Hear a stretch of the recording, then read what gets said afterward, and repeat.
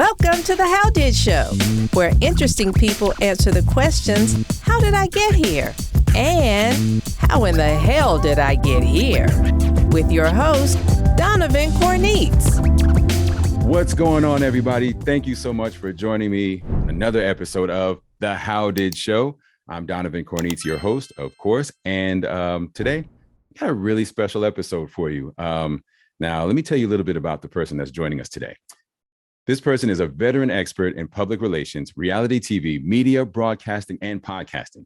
He has cast talent for 13 scripted and unscripted shows by networks like Netflix, HBO Max, and CBS, just to name a few, this year alone.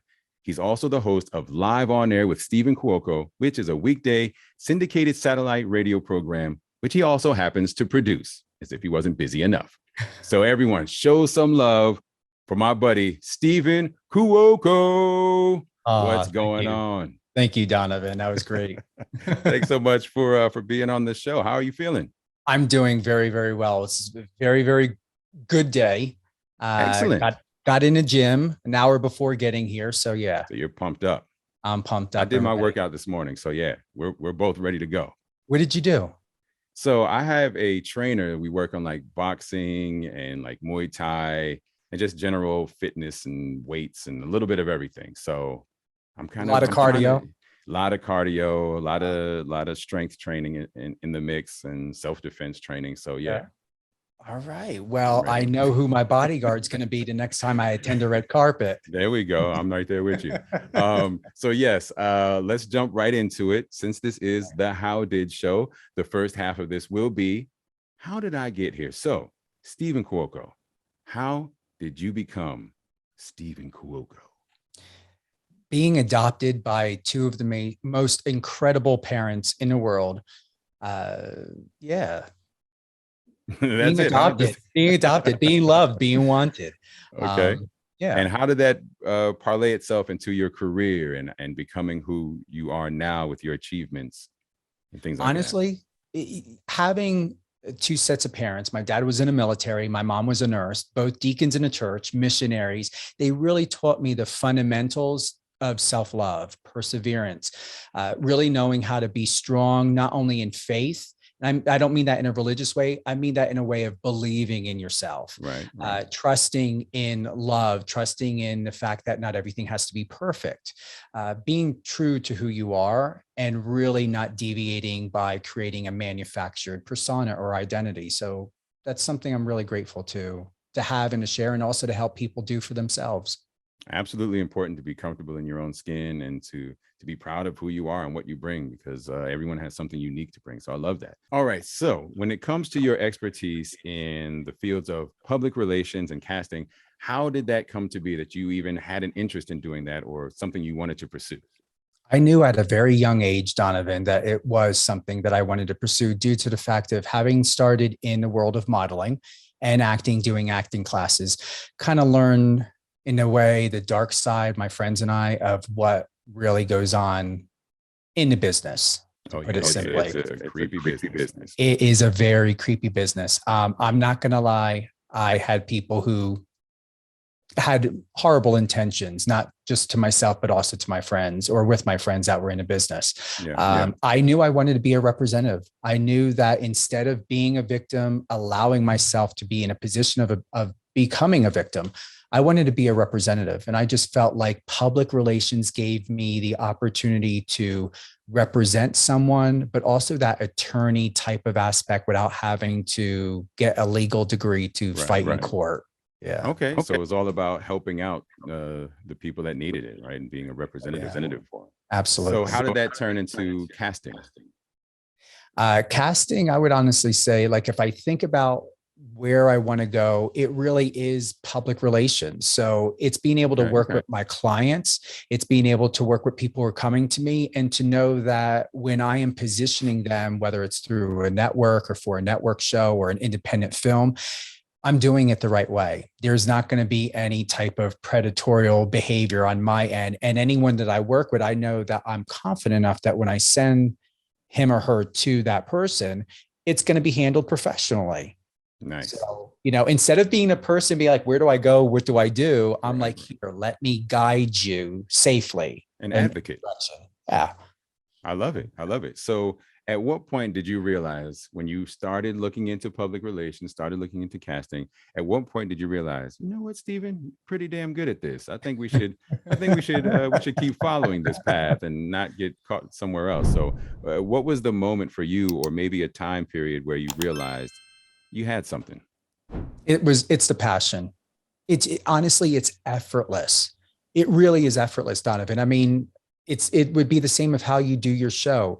When you bring your all to the table with great intentions and no expectations, it just makes life fun, and it makes the career of choice fun. Right. Yeah, that's absolutely true. Yeah. When you are doing something you love and you can be passionate about, things start to come easier for you. Absolutely.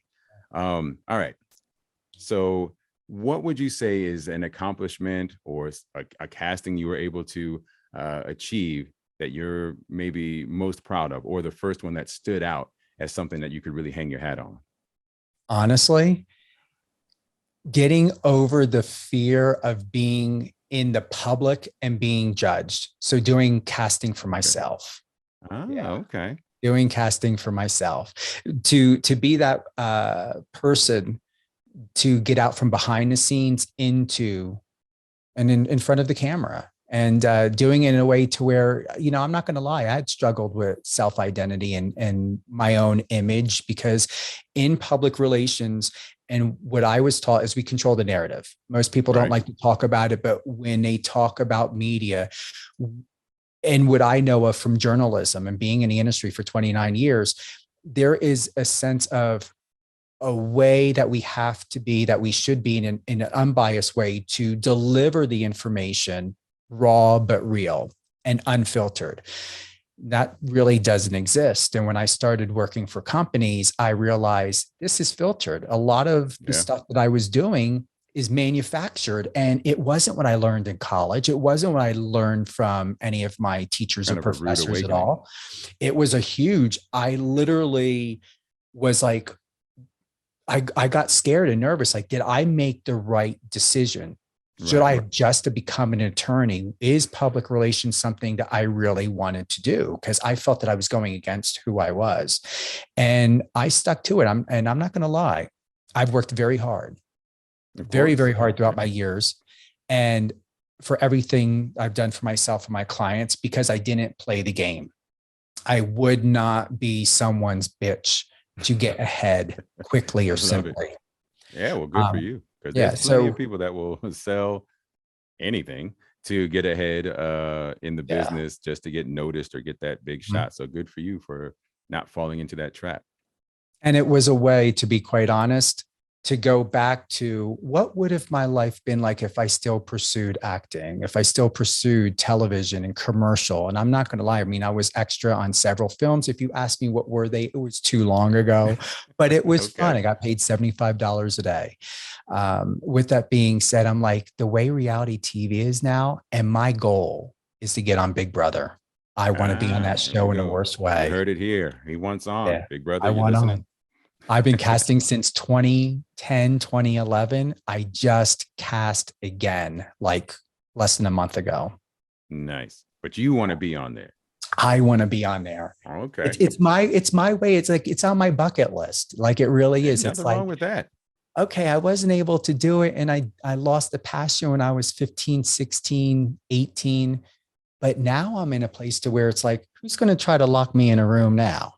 Ain't gonna happen. I love it. Not gonna happen, baby. I like it. I like it. So, other than obviously about to be a co-star cast member on Big Brother, what's next for Steven Cuoco? Well, I mean, you have the radio show, right? Which we didn't even get a chance to talk about that yet. I mean, you got your syndicated radio show. Kudos for that. So, what's next for you? Continuing to strengthen my public relations firm and Power 98.5 satellite radio. So as you may know, or if you've read in the media, I'm the first public relations rep to have launched a satellite station that's now my reach is in 200 countries. Look at that. 200 countries. 200 countries. Thank you. There you go. I love it. And in counting. Yeah. All right, cool. Yeah. All right. So we've talked about how you got to where you are, your passion, your drive to be the best and to do it the right way. So, I mean, if that's not inspiring, I don't know what is, because as we both know, being in entertainment and media, some grimy folks out there. So to find someone that does things the right way, and guess what? You can still make a career and make money doing things the right way. It doesn't mean that you're shut out just because you do things the right way. So really great lesson for anyone that's, looking to get into it or has been taken advantage of in the entertainment business. I'm sure at least one person has gotten it, or at least every person that's in it has had it happen at least once. So anyway, I just wanted to point that out because that's just a really good trait that I think more people should have. So again, kudos to you for doing things the right way. Thank you. So now that we've got that out of the way, now it's time for us to spin The Wheel of What?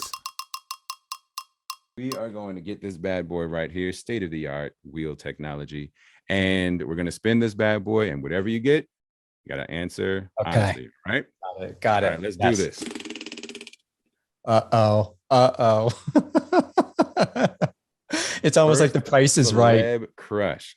So who would your first celebrity crush be? My first celebrity crush. Oh, wow. And I got to answer this. And do I even know the answer? Can we go back to the weird talent? You want to respin? Let's do a respin because honestly, right. I don't have an answer. I Oh, don't. my goodness. All right. Take two. Okay. All right. Come on now. Big money, big money. Again? Oh my goodness. It's rigged. All right. It is. The world wants to know. The world wants All right. to know. Food combo. Ooh. All right. So that is, are there any food combinations that you think are delicious, you love, is a delicacy for you, but maybe some other folks would say, Steven, that is weird. What are you talking about? So do you have anything like that? Watermelon in my salad. Watermelon in your salad. Okay. I think I've seen that at some restaurants, but that's like a preferred thing for you.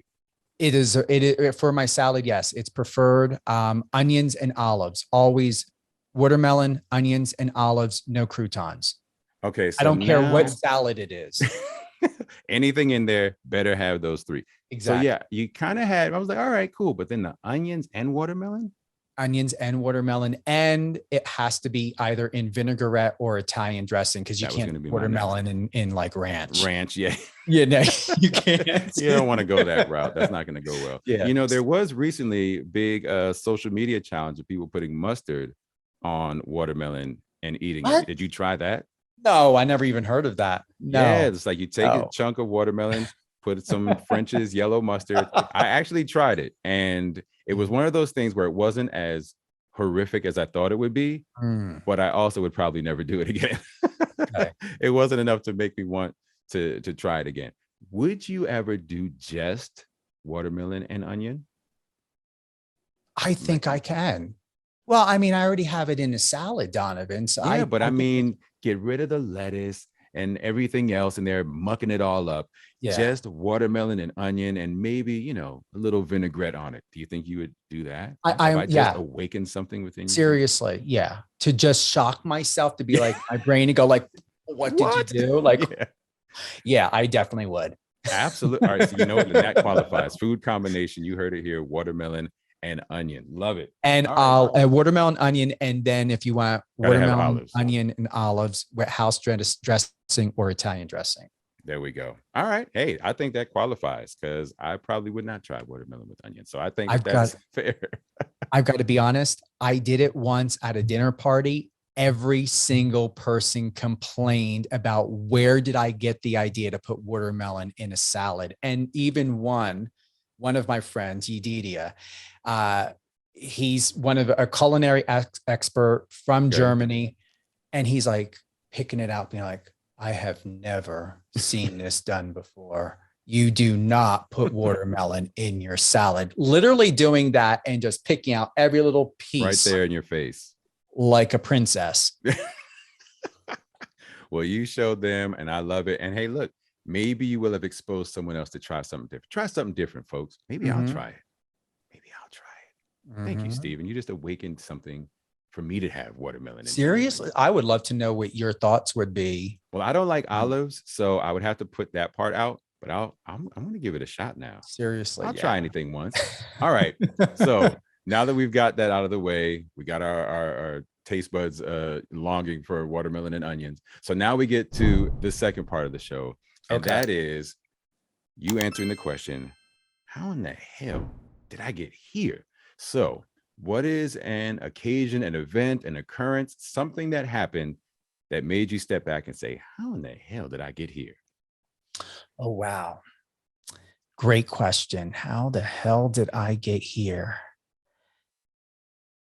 I'm going to honestly say, and I'm being very serious, it's in this moment with you of how the hell did I get here?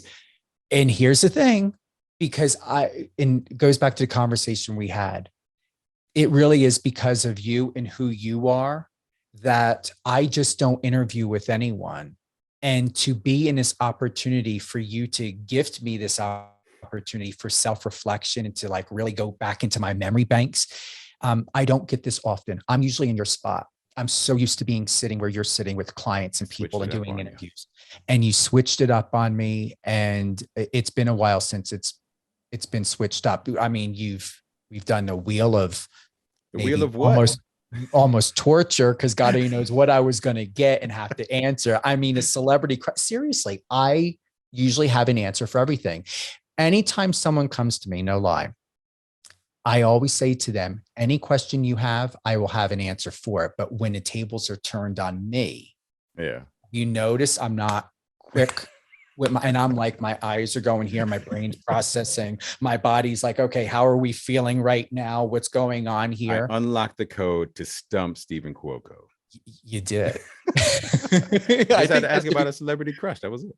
That's going to be a good title of the show. How I Stumped Steven Cuoco. Ding. There you go. I like it. Well, look, that's a first. I've never had anyone have their time on my show be their how the hell did I get here moment. Are there any ones other than being here? Because that's a pretty damn good one. I mean, you might win just with the brownie points alone. You're in good with the host now. But was there anything else? Maybe something prior to this occurrence that kind of shocked you and made you kind of reflect on where you had become? It doesn't have to be something crazy. Maybe something more on the inspirational side. Like, wow, honestly, I've got my own radio show on satellite radio.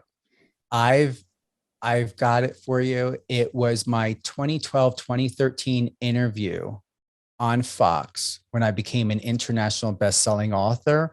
When I got called by the studio to come on, I actually did not own a suit at the time because I hated suits. I hated it. And I thought to myself, you know what? I am not going to go typical like an author or something. And I went out and I didn't even bother getting fitted, but no lie, to add to this, and I don't know if anybody would notice it. You can still Google it. It's still online. Okay. I had an oversized jacket. Only one person said something to me that jacket looked too big on you. And I said, well, what am I supposed to do? I wasn't going to go out and get a suit. I would never wear the suit again, probably, unless I'm getting invited to a red carpet event or something. And it's like, then I got to focus on tailoring. I'm sitting there, and when I look back, and anytime Facebook comes up with its memories and my friends posting, I look at it and I always remember the suit jacket was way too big for me. Damn big. Well, that's an incredible moment. Yeah. I mean, by the way, we left out international best-selling author. Like, hello, we cannot glaze over that.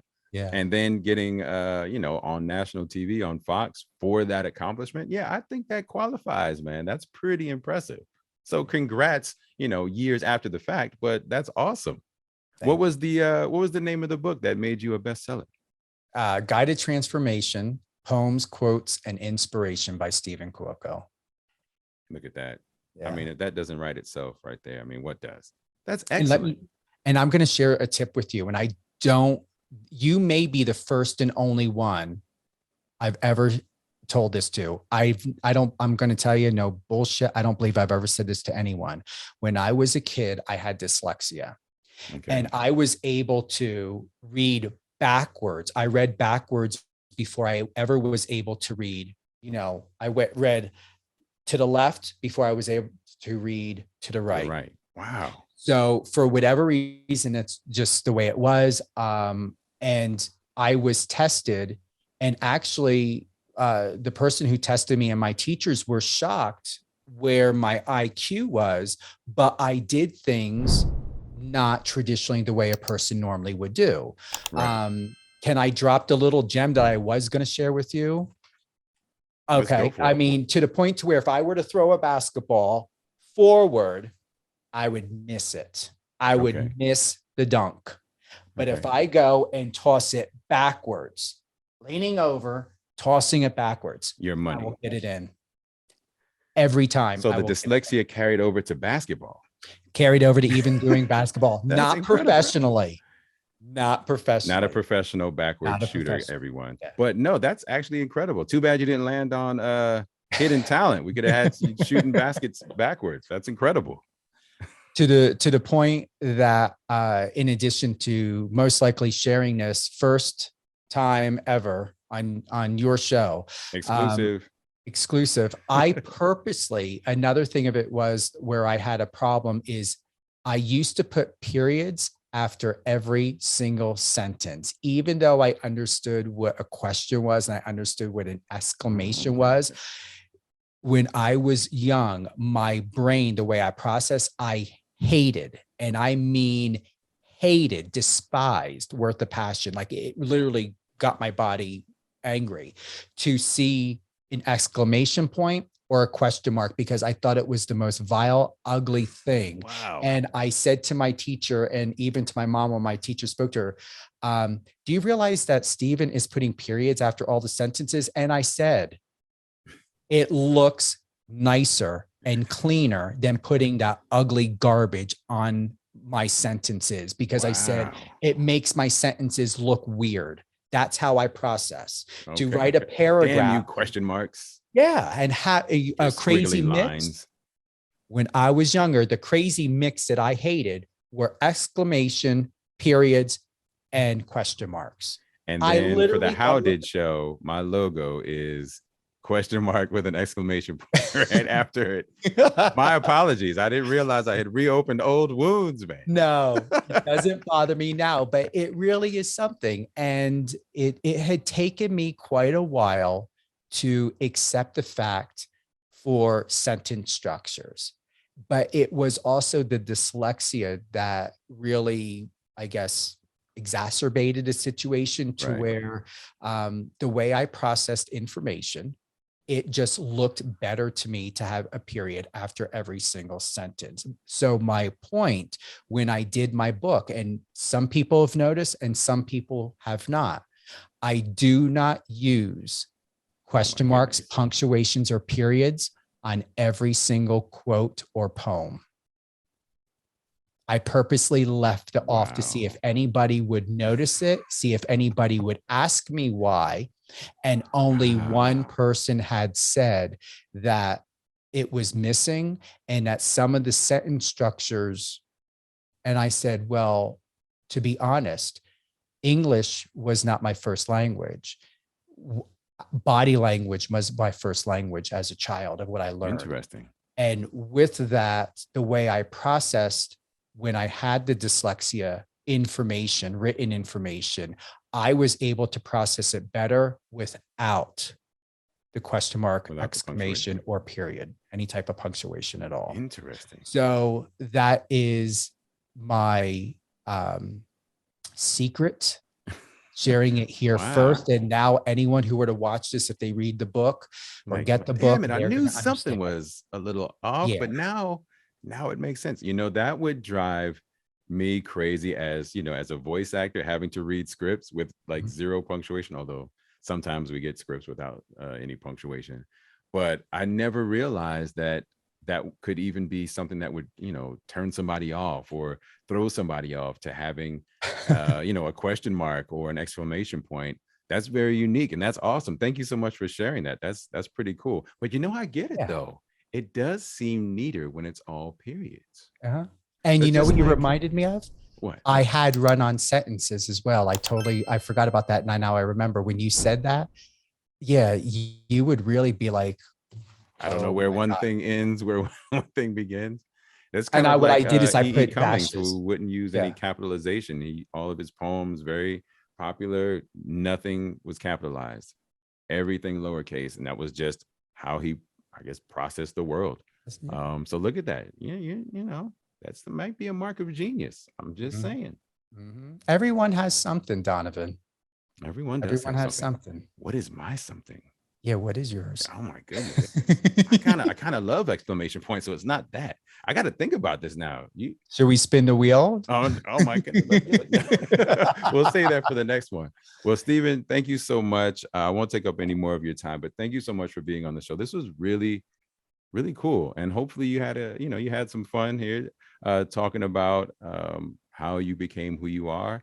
And I mean, hey, we got to plug your book, right? So for the people out there that want to learn more about you and be in touch with you and see what's going on in your world, how can they get in touch with you? How can they find you on social media? And, plug anything else you got going on?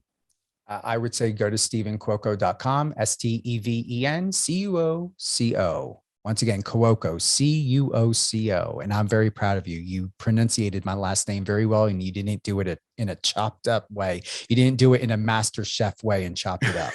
Well, look at my last name. All right. Cornitz. It gets jacked up so much. I'm very sensitive to how people spell and pronounce their names because mine has been getting destroyed since I was born. So, hey, look, I'm right there with you. What about social media? What is your social media handle? Steven Cuoco. Like I said, Twitter, Instagram, TikTok. I love TikTok. I mean, TikTok is like my new favorite app. Seriously. Yeah, I got to get a little bit more active on TikTok. You've got to. Seriously. It is a really, really good app. It's a great app. I just hope that they don't get too much like Facebook and Instagram, they're not saturated with advertisements. And I think that's why it's like still mainly content. Yeah. And then Power 98.5, you can go to power985.com and, sign up for, information, newsletters, upcoming, shows. And yeah. And Power you know what? I look forward to being on there. You're going to be live on air with Steven Cuoco. Well, thank you so much, Steven, for being on the show. I had a great time talking with you. And thank you so much. Thank you. You're awesome, Donovan. Thank you. What's going on, everybody? Thank you so much for joining me and having some fun as we interview some really, really interesting people. So go ahead, like, comment, subscribe, and be on the lookout for more episodes of The How Did Show.